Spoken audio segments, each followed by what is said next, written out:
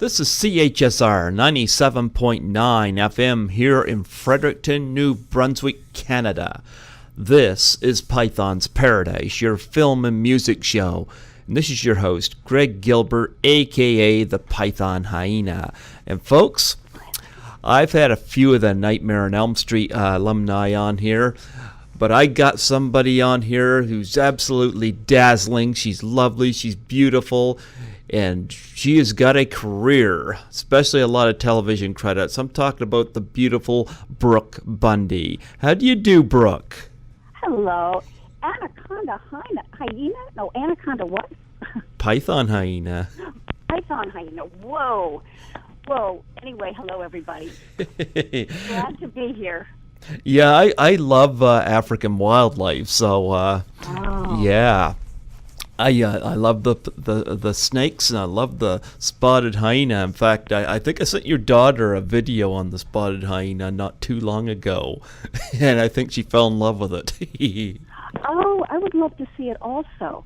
If you could email, that would be wonderful, because I have absolutely no knowledge at all of hyenas except what the folklore is about. But I'm sure that there's a whole other side to hyenas. Okay, I'll have to try to see if I can locate that again. That was it was. I'll just go onto YouTube and try to find it. Oh, I can do that. Yeah, I can do that, so don't worry about it.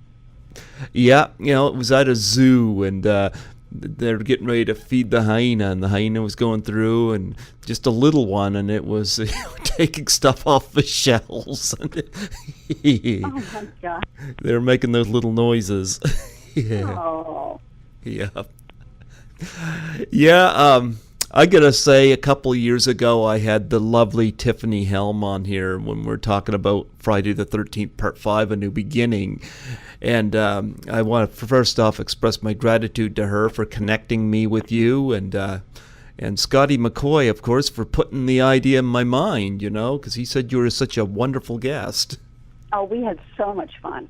He asked great questions, and I just filled in all kinds of information, and he kind of triggered my memory and everything. So we had a great time talking. Yeah, I've been talking to Scotty this past week. Actually, I'm still very much in touch with him, and still in touch with Tiffany as well. I just watching a clip of you. I don't even know what it was from. I was just looking up you on YouTube, and it had Wendell Corey, and then of course it was in Hitchcock's Rear Window, and you were dancing in a cage, and I'm like, so this is where, yeah. I was like a go-go dancer, and oh God, I was a mistress to, oh God, I can see his face. He was the boss on Mary Tyler Moore. Okay. You know what I'm talking about?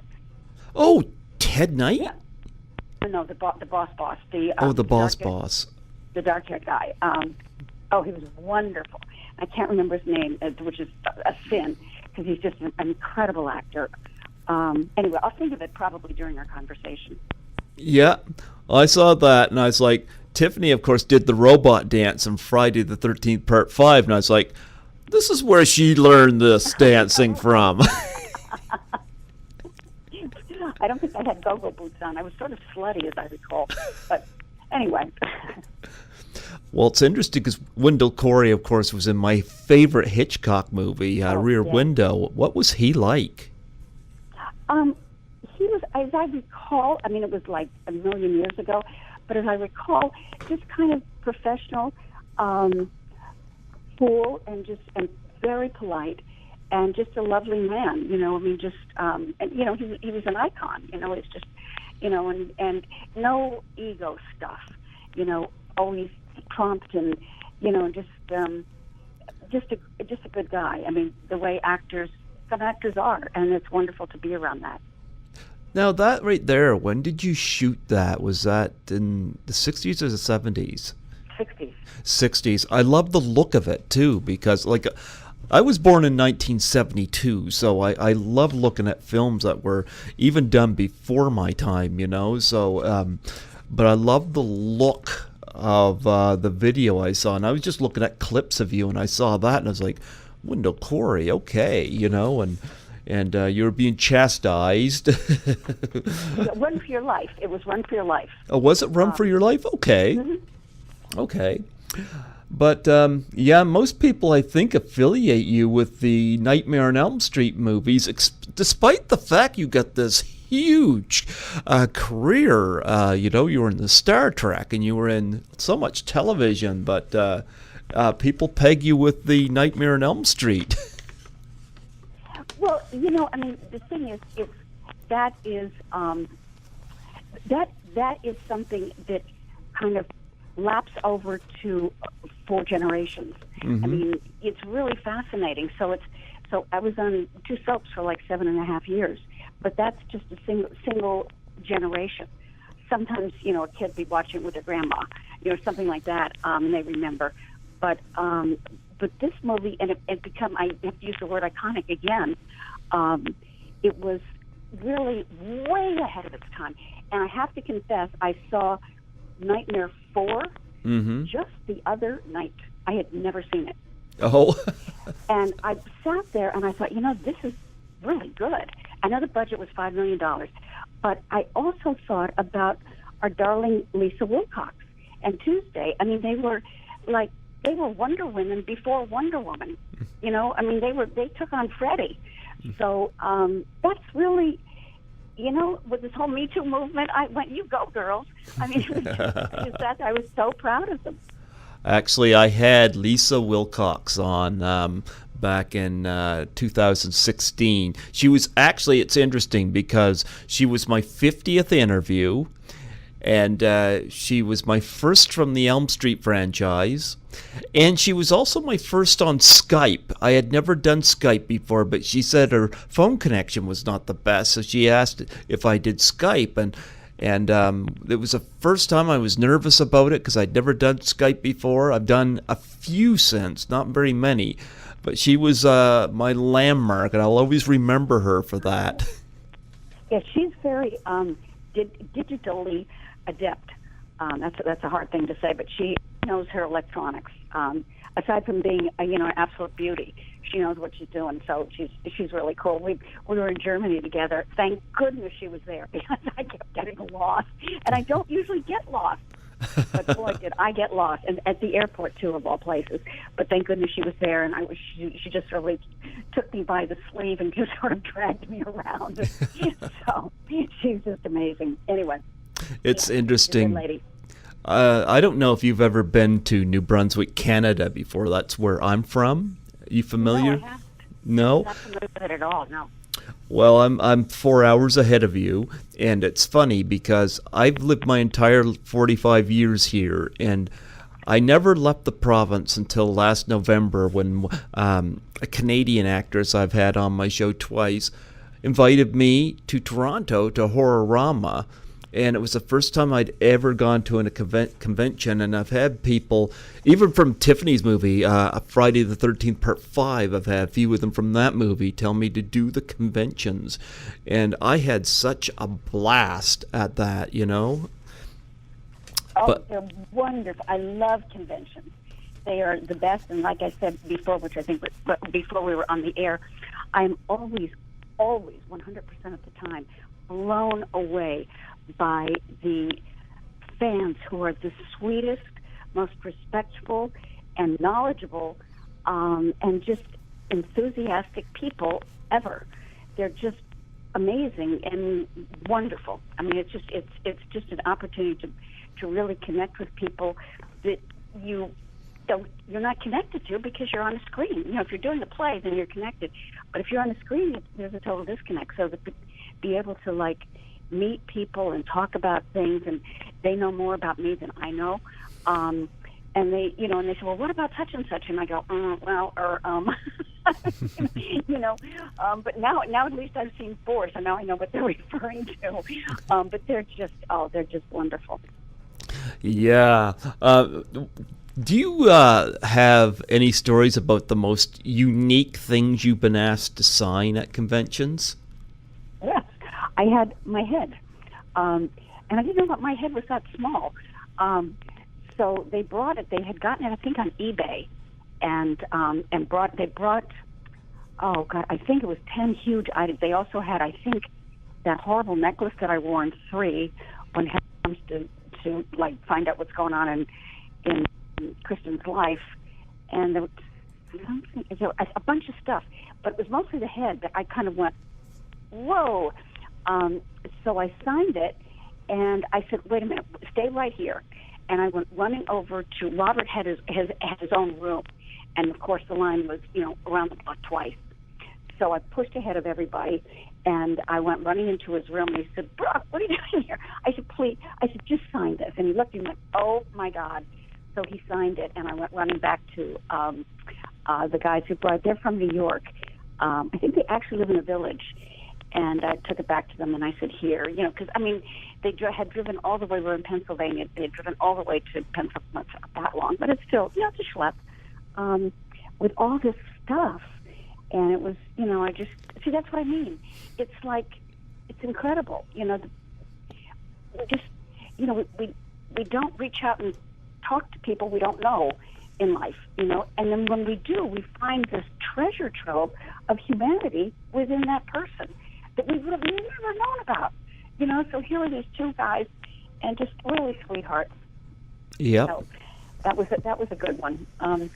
The other ones are, let's see, I think that was like the high point, but it's usually pictures or lots of posters I've never seen before, which are like, and the artwork is just like, whoa. I love the European posters or the Asian posters, they're in a different language. They're, and it's usually a very different kind of photo. So it's really, really interesting. Actually, Robert started me looking into those posters because he's fascinated by them, So so every now and then we'll get visitors from other countries. Or when I was in Germany, there was a lot of those pictures. And I'm going back to England in June. So I'm looking forward to seeing some of those also. Oh, fantastic. Yeah, that's really cool. I was wondering, if you would tell us a little bit of how you got into the business and why what made you want to become an actress. I didn't want to become an actress. I just found out that I could. Okay. It was not my plan at all. I hadn't taken any lessons. What happened was because I was modeling in New York. That's when models could be short. So I was doing okay. I was doing a lot of like cosmetic ads and catalogs and stuff like that. And actually, I did some stuff for Harper's Bazaar.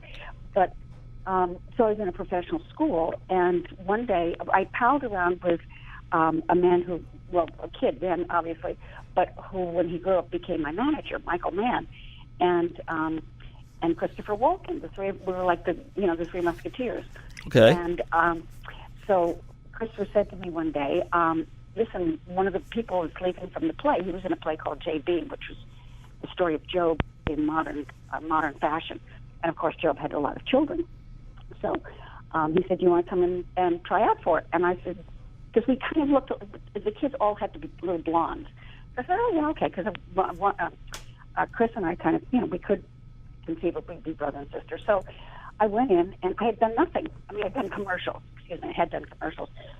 So I went to the ANTA, which is one of the American theaters in New York, and got up on the stage, big stage, and stood in the middle of it. And the fabulous Elia Kazan was the director, and he was sitting in the seats. He was the only one in the seats, and it was completely dark. And he said, "Okay, so can you sing?" And I said, "Yeah."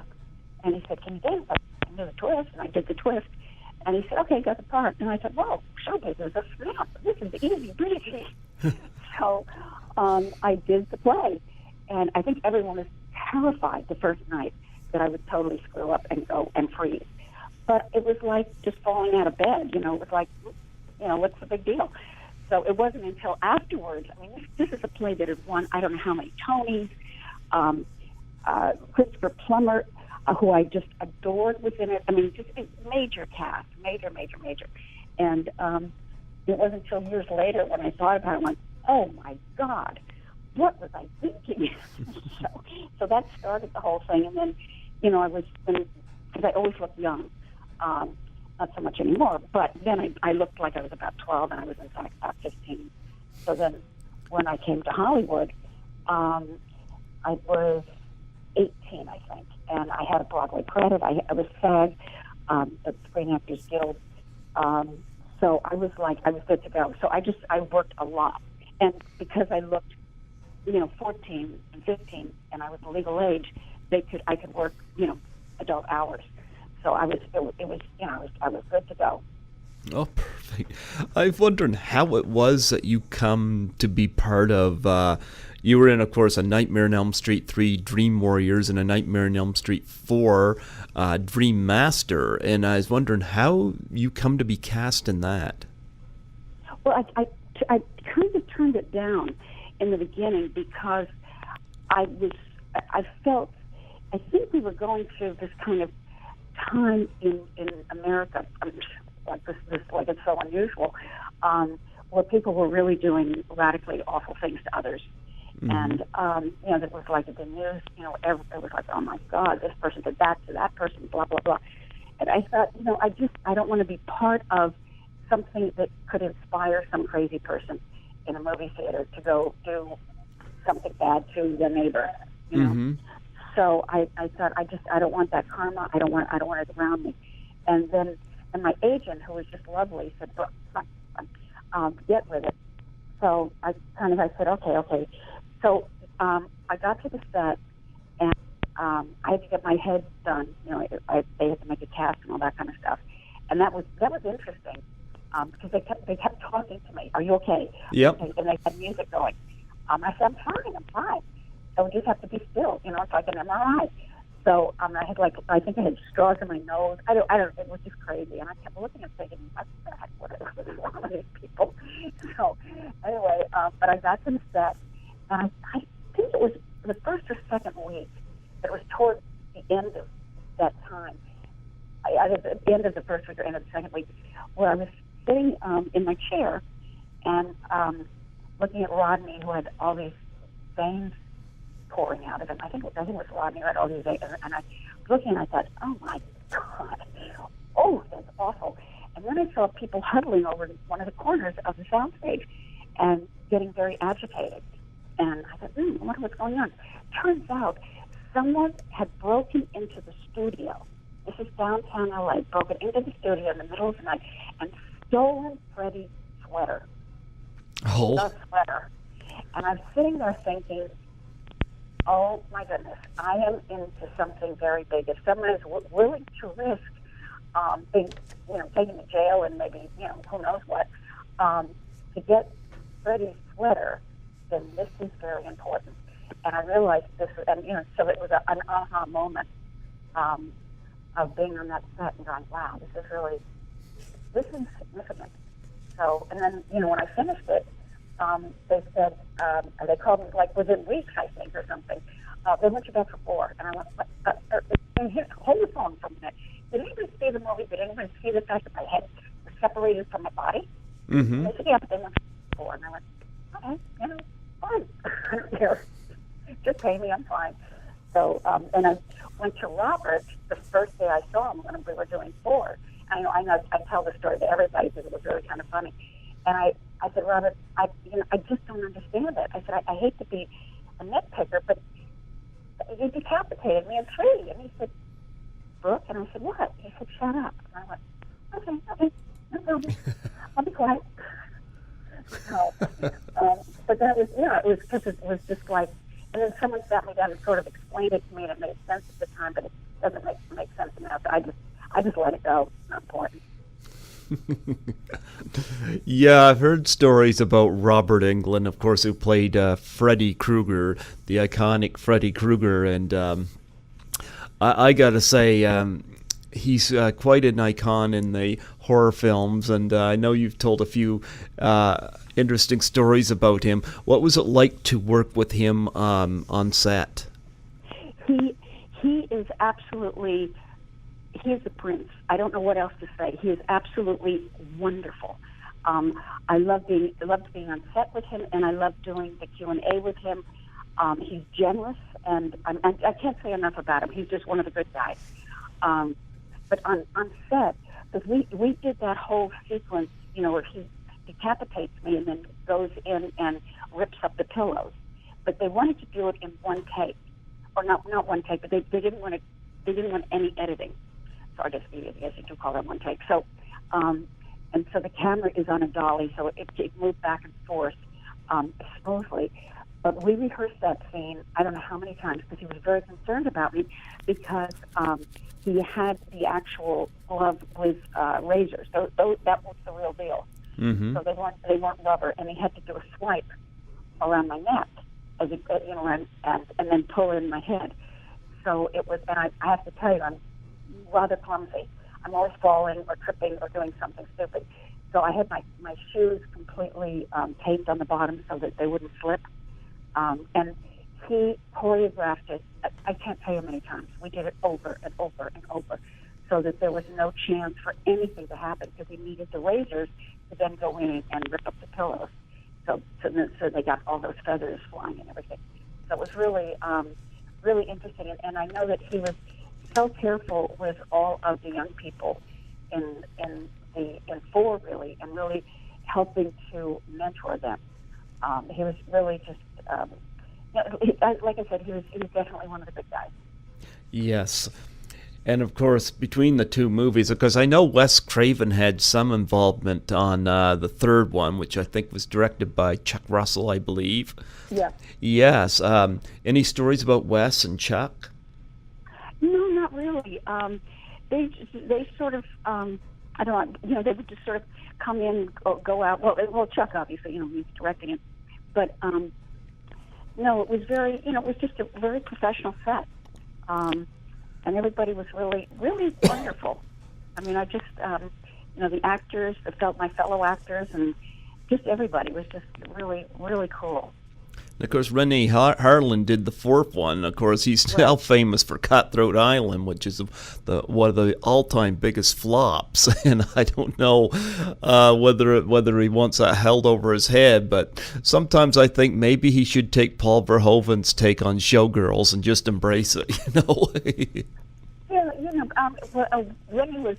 We were all with Rennie last Tuesday night because they had the showing, and he was just amazing talking about a producer and how Rennie, first of all, really just wouldn't take no for an answer. He absolutely had to direct 4, and then when he did get the job, I think it was the largest grossing independent movie in the history of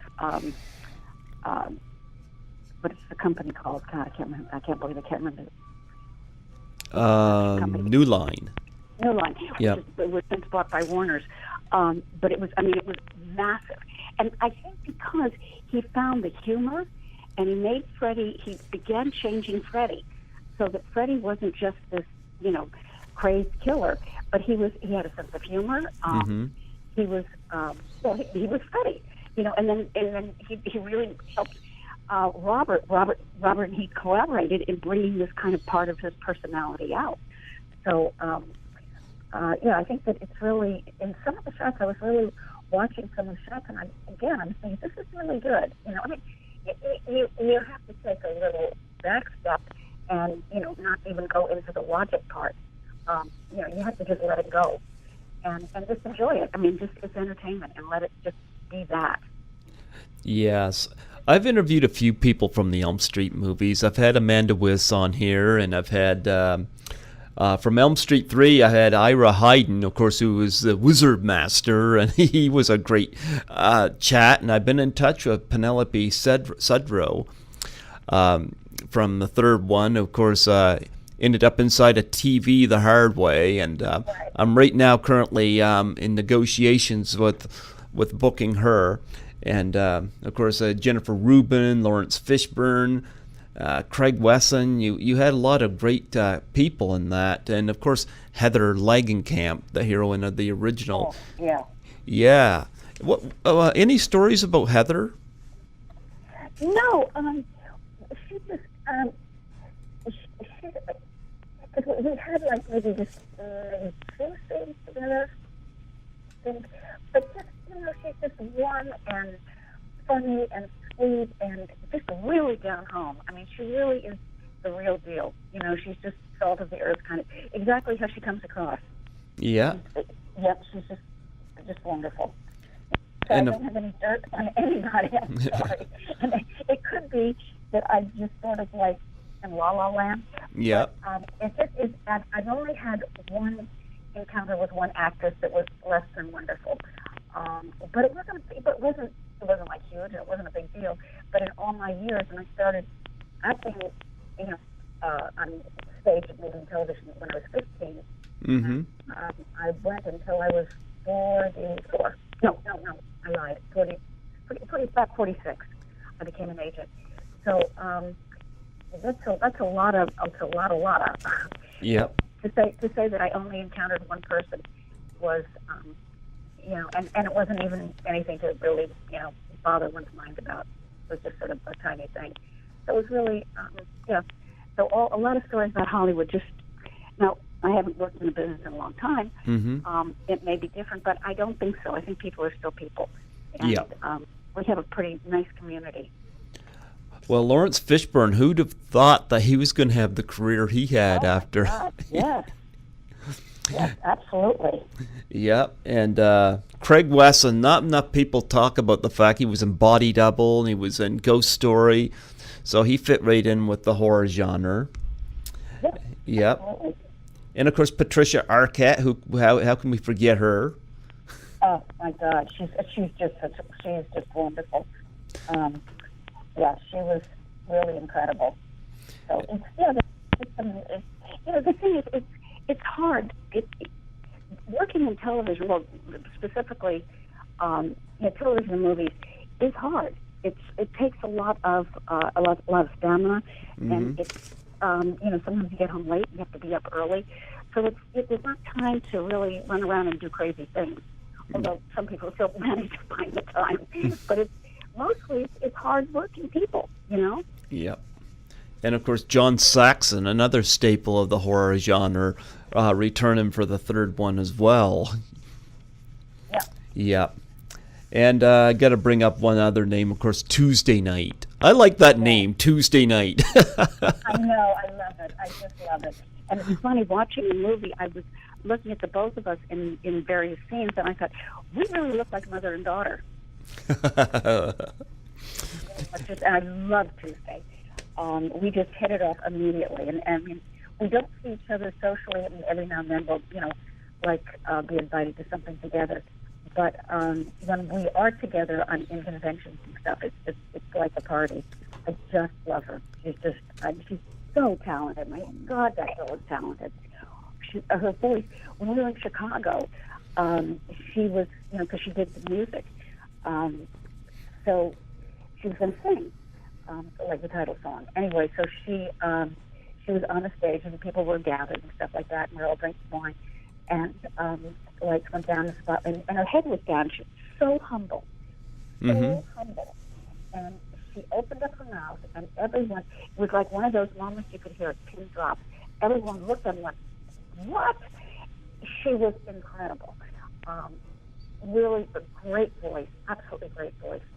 So it was just standing ovation. I mean, when she was there, people were just in shock.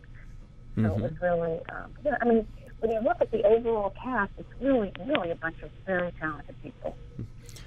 Between Elm Street 3 and 4, the two you were in, what special effects really stood out to you? Because there was a lot of creative visuals in these films.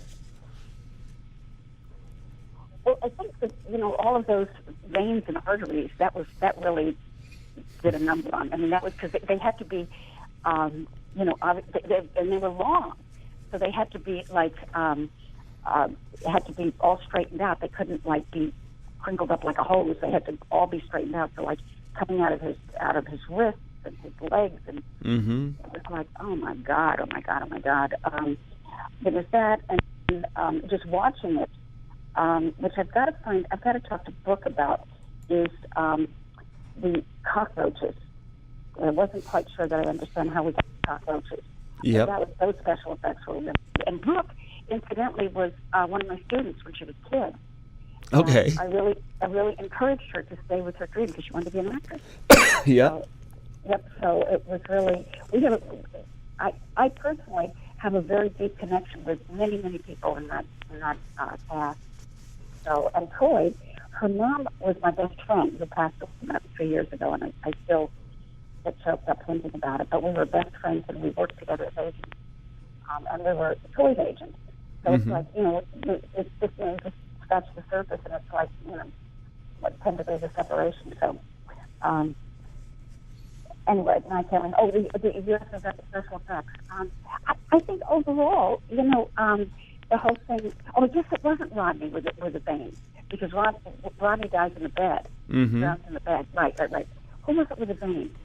And it was Ed Asner, who I was his mistress on Run for Your Life. Yeah. So just to backtrack,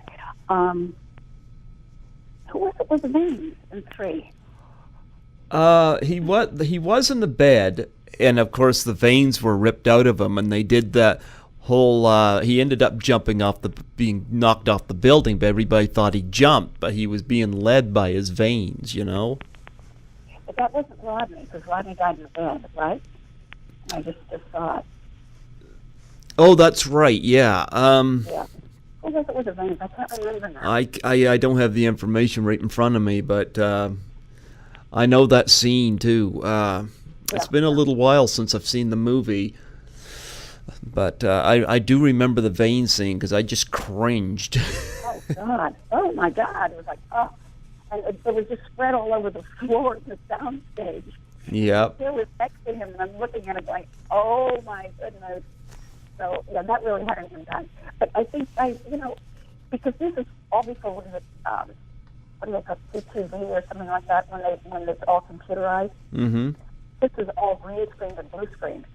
So I think that's another reason it's so popular, because it's using an old system that is really creative, as opposed to being able to just switch things on and off with a computer. Yeah, I was wondering, was it that you had, did your daughter Tiffany become an actress influenced by yourself? Like, did she watch you growing up and decide she wanted to do that? I think that's something you have to ask her. I really don't know. I was always, my career was always very separate from my personal life. And she would come to the set with me. But it was sort of like she was there, but it wasn't like Mommy is is just starring in this. I don't think we went there at all. I think it was just this is where Mommy works. Mm-hmm. And when she was like traffic stopping. She was she still is beautiful. Mm-hmm. But then as a young person, she went to Beverly High, which is like the camp that you go to before you become. You get an agent. That's sort of the way it goes. So I think I introduced her to my agent just to do commercials. And she booked like the first one she went out on. And then it just sort of started to roll. And Michael Mann, who was my manager, then took her on. And then he and I got back together again. So it just, it was kind of a circular thing. And she just started working like crazy. She really is, her understanding of an actress participating in a piece is far more deep and complex than it ever was. She really does her homework. And she is really absolutely wonderful. She's a wonderful actress, and far, far, far, far, far better than I ever was. So, she just blows me away with some of her understanding of things. Things I never even thought about. She'll say something, I go, oh, never thought about that one, please. She really is really gifted. And her dad is an actor. And he's a wonderful actor. He's not acting anymore, and her aunt is an actress, and she's not acting anymore. So it's, it's sort of a genetic thing, too. So she got all these things going for her. Plus being super smart. Yes, I'm very fond of Tiffany. I'm happy to be still in touch with her. Right now, as I speak to you, her interview is the most listened to on my YouTube channel from the Friday the 13th franchise. So there's definitely a lot of people interested in her. Yeah. She's very eloquent, and Yeah, you're kind of fading into the background there. Oh, I think I let the phone go down a little bit. Is that better? Yeah, that's better. Okay. There Okay, you good. go. No, a lot of people interested in her, and I know she was at Horror Hound last year, but I didn't make it there because I was at Horrorama the same week. But I was talking to Lynn Griffin and Sean Sullivan when they returned to Toronto, and they had mentioned that they met Tiffany there, so Yeah. yeah. Oh, I'd love to come up to Canada and do some conventions. That would be fabulous. You know what? I don't know how I could put that together, but since I've already been invited to one by actress Lisa Langlois, I think she's going to put me in touch with the guy that did Horrorama, because I think I've got people that I can connect him with that he could bring to these conventions. Yeah, had a couple of people on my show who've never done a signing in Canada before, and I'm like, wow, Yeah, I've never done one in Canada, so it'd be really fun. Yes, I think so. It was a blast for me, for somebody who's never traveled before. So, yeah. I got to ask you about some of your other films. Some of them I haven't seen, but I have to ask about them. One is Fire Creek, where you got to work with James Stewart and Henry Fonda. I mean, what was that like? Oh, it was incredible. Henry Fonda was he was very intellectual, and he sort of stayed by himself. And I don't know if that's. I think he's a method actor. I think I know his daughter is, but so that might have been part of the process, is to not get distracted with with lunches and stuff like that, and all of us making jokes and stuff. So he sort of stayed to himself. But I know that he was very close with Jimmy. Now Jimmy Stewart was another. I guess as I look back and I think about my good fortune of having worked with some of the men in the business that are like a prince, and he was definitely one of those. So I had a very serious situation that was happening in my personal life, and I needed to go downtown and submit some papers to the courts, and it was complicated and a big mess. Anyway, and I had to work that day, but it was just my back. I had to be on a buckboard with Jimmy, and I was really conflicted because I needed to be downtown, and I thought, I hope we just get finished with this fast enough so I can hop in my car and drive, because everything closes at like 4 down there. So I was sitting on the buckboard, and I'd mentioned it just really in passing to my makeup person, and she mentioned it to Jimmy, and we're sitting on the buckboard, and he looked at me and said, "What are you doing here?" And I said, I have to do the scene. And he said, "It's just your back." And I said, "Yeah." I said, "It's okay." And he said, "Aren't you supposed to be downtown? Don't you have something really important to do?" And I went, "Yeah." And he said, "Well, then get off this buckboard, give your body double your dress, or I guess she had one of the dresses, and I'm going to have a car pick you up and get you downtown." He said, "Do you have all your papers with you?" And I said, "Yeah." He said, "Okay." He said, "We'll get a car." He said, "You're out of here."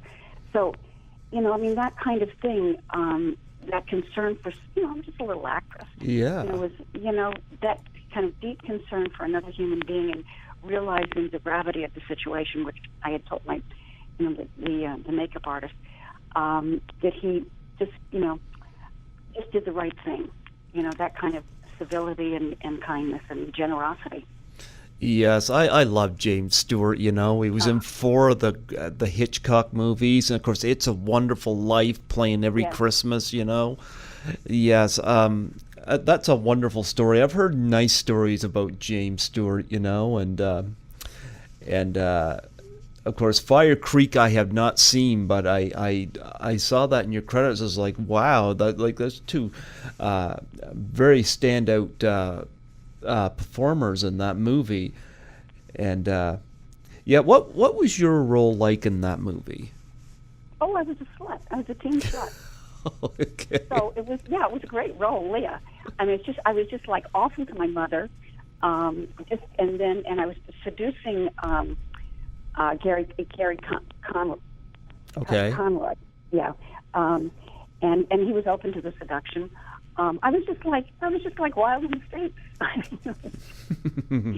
But and actually he was about to rape me, and Jimmy stepped in and saved my life.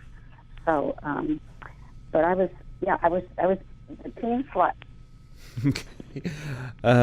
Another film I got to bring up is The Young Runaways. Talk about that. That was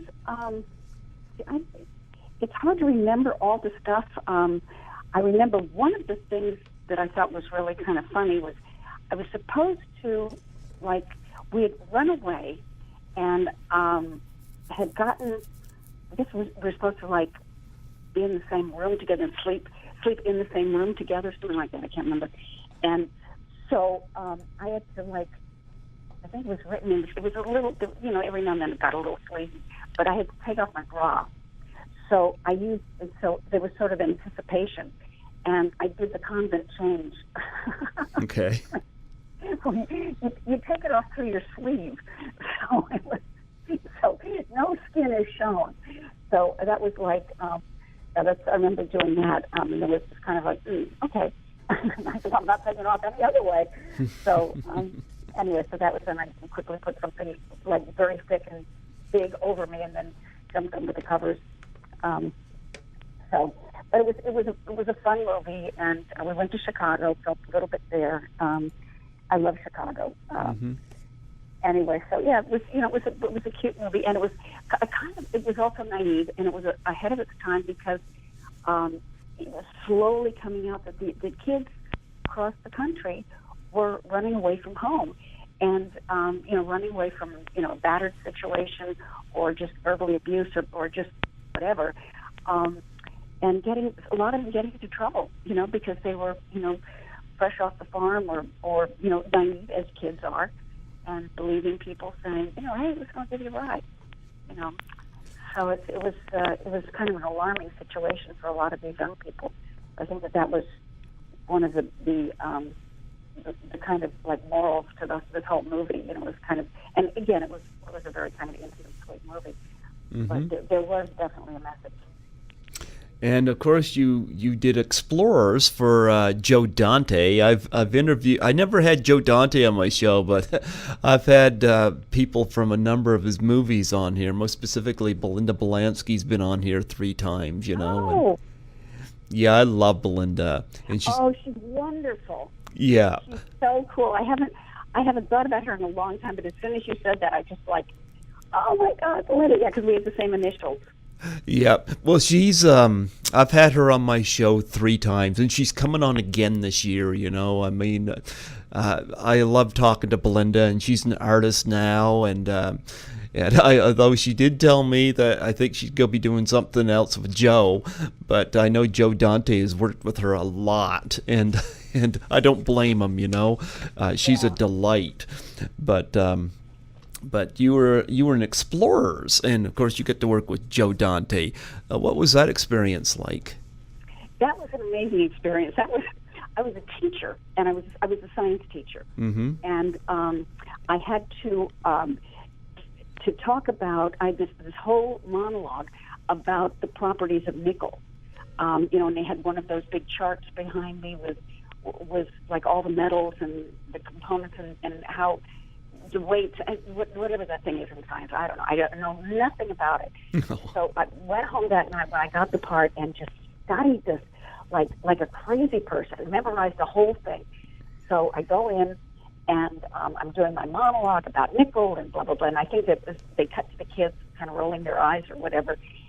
And sometimes what a director will do, mm-hmm. just for the heck of it, will just keep the cameras rolling, mm-hmm. even though you're finished with what you're supposed to say. Yeah. And you have to fill the space. I mean, you can't just say, okay, that's the end of my lines. So you get the camera rolling, and here I was, talking about science and an element of science I know beyond nothing about. I mean, I know so little about nothing. So I'm there trying to remember what I was memorizing the night before, and I came up with all this stuff. And blah, blah, blah, and I went on and on and on. And I said, what is he turning us away? Somebody be cut out there. And I'm going, blah, blah, blah, blah. And finally, I came to the end of my rope, and I said, and 2 of them make a dime. And he said, cut. The only thing that I come to absolutely the end of any knowledge about the properties of nickel. And another film I got to bring up is Stewardess School. Oh, Stewardess School! That was so much fun. We were Dynasty of Stewardesses, Stewart I. We all wore pink. I can't remember the woman that was my mother. She was wonderful. I can see her in my mind's eye too. But we all did things. When we talked to anyone about anything, we did all the stewardess stuff. You know, the two fingers pointing to this and pointing to that. You know, I'd like to have a coffee. We point to the coffee with two fingers, and other fingers kind of bent over. So we had so much fun with that, and we only read books that had pink covers. So at one point, I was reading A TV Guide. That's who we were, and our hair was like. The thing of it is for anybody who's listening, that's the way stewardesses were. Yeah. They wore, tiny little outfits with high heels, if you can believe it, little hats, and it was very formal and very. You just knew what they were going to do next, as opposed to the women and the men nowadays who are, more relaxed and, just a whole different breed. But at that time, it was very strict about who could become a stewardess, and you had to fit into these ridiculous little outfits. But now it's, like I said, it's more laid back and more real. I mean, they're people, just like me and you, And the thing of it is with stewardesses, I'm going on a tangent, is they put up with so much stuff. Oh my gosh, when you see them on a plane and someone's misbehaving, it's just, oh, come on, give this lady a break. It's incredible. And they have to always be polite. And, I know, it's a tough job. Anyway, I digress. But we had so much fun doing that. I think there was a court seat where the three of us all sat together. And we all did things in unison. Yeah, it was fun. It was a lot of fun. Yeah, I was on the plane for the first time last November when I went to Toronto for Horrorama, and you mentioned the two fingers pointing and stuff. Right. I saw all of that. Yeah. Oh, you did? Oh, okay, good. So sometimes on flights they don't do that, but yeah. So you know what I'm referring to. Oh, yeah. Everything we did was in the manner of stewardesses, particularly from that time. Yeah. No. You've done a lot of television, so much that I don't have all that written down here, but is there anything that stands out to you that you loved doing? I know you like doing Star Trek. What else stands out to you that was just a great memory for you for your television? Well, I think both soaps, Days of Our Lives and General Hospital, it's working under tremendous stress, and I think that's something that, if people would just think of that to understand, we're doing an hour show every day. Normally, it takes 10 days to do an hour show, and that's working from 7 in the morning until 7:30 at night for 10 days. But we're doing with the soap, what they do now, from what I understand, because it's been a while since I've done it, is that they divide the day into two parts. So you've got a morning shift and an afternoon shift, and then they edit the whole thing together. But, that was really an incredible training ground for me, even though I had worked so much before that. But this was a whole different can of peas, and also memorizing. But I think of all the shows that I did, and it's an obscure show, was a show called Judd for the Defense. Okay. I had a wonderful part on that, and it was a person who was emotionally challenged and took everything literally. I don't know if she was on the spectrum of Asperger's. I don't know. Because, now we know about stuff like that. At that time we don't, but or didn't. But someone had said, "You kill me," and I killed him. And so the defense was trying to make the point that it was an illness that made me understand this person I thought it was a directive as opposed to just, someone just saying something off the top of their head.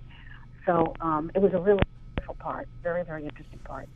And I enjoyed doing that. And I don't think, honestly, I did it justice, but I didn't really have the tools to be able to really dig deeper into that character. But it was a great role. And then another one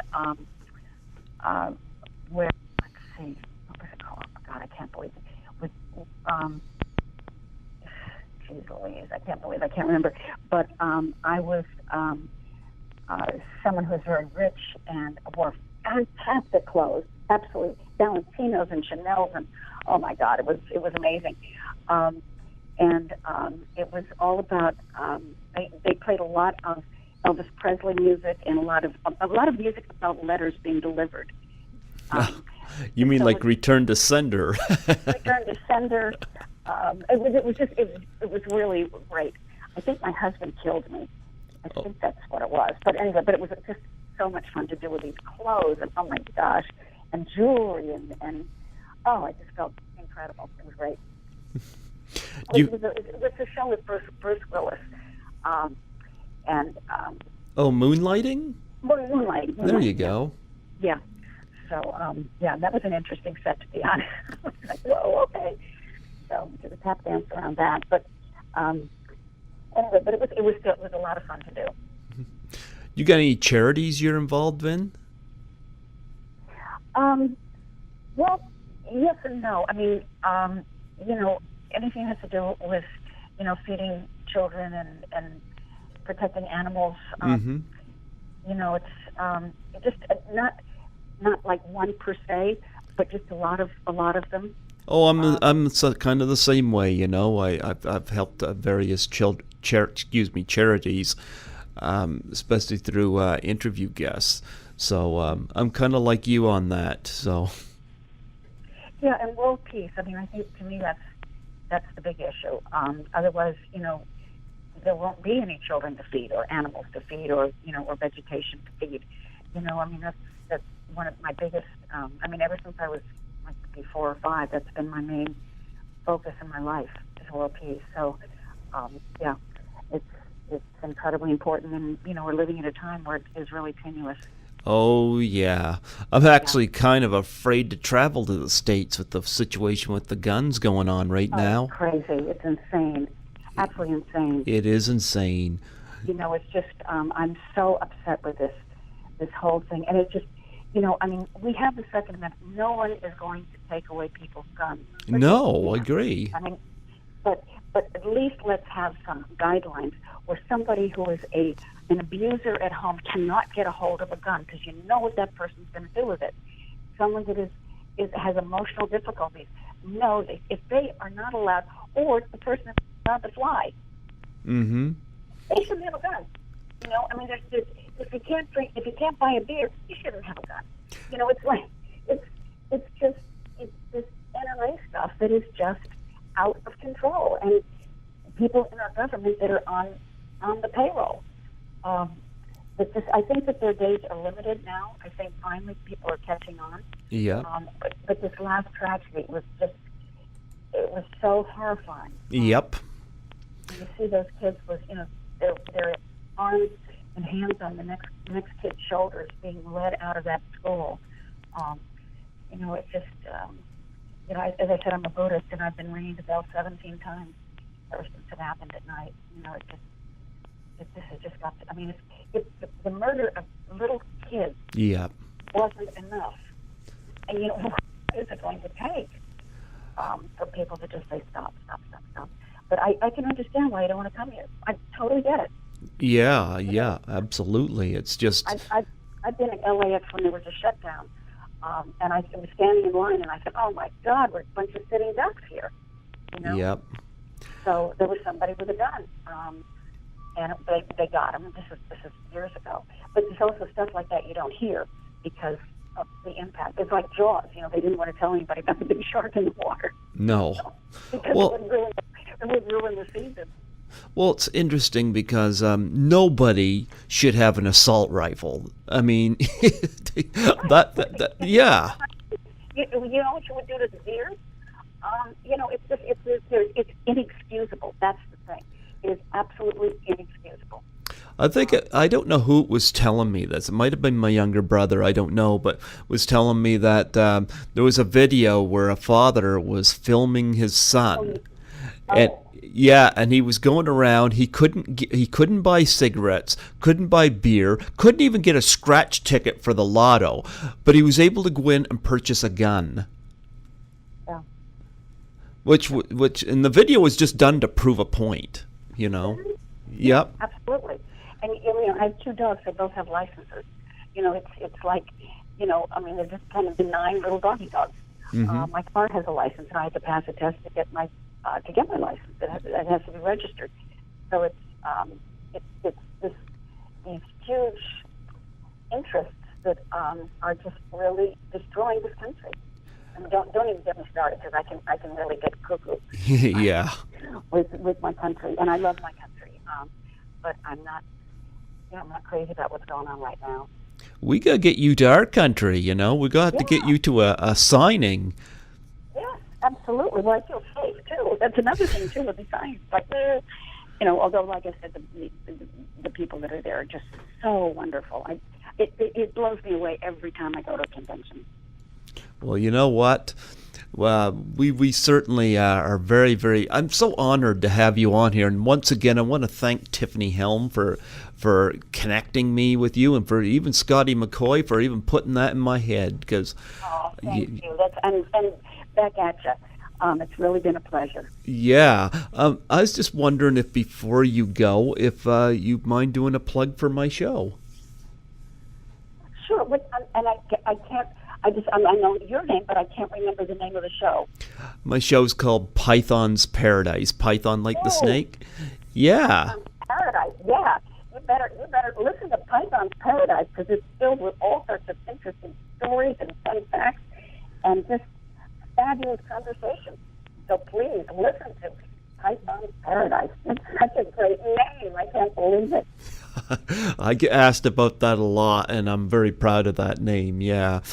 But, yeah, well, you know what, Brooke?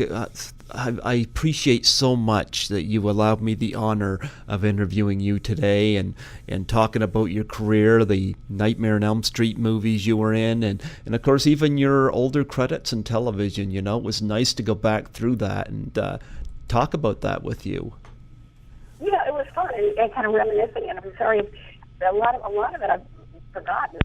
So it's like, I got to really think about that. I feel really ashamed that I forgot Ed Asner. Thank goodness I remembered in the middle of the conversation. But yeah, so it's kind of fun to remember some of those things and the funny stories. And I remember one time Tiff and I was shooting with a Mod Squad. Mm-hmm. And they had the light going on. As you get to the soundstage, if they're shooting, there's a light that goes on. You can't enter. So we're standing there, and Tiff looked at. She was little. She was maybe 6, and she said, "Why can't we go in?" And I said, "Because they're shooting." She said, "Oh, I don't want to go in." She said, "Well, they shoot me." I said, "No, honey." No. She said, "Oh, okay." So it was really cute. Because they're shooting. Oh no. Yeah, really sweet. Well, thank you so much, Brooke. I hope you have a wonderful day there in sunny California, and we hope to get you up here in Canada sometime in the very, very near future. Oh, I would love that. And to meet you maybe in person. Yes, I would like that. Yes, absolutely. That would be an absolute blessing. Thank you. That would be fun. Absolutely. Well, God bless you today, and I thank you so much for this honor. You're so welcome, and thank you. Absolutely. Take care. Yep, bye-bye. Bye-bye.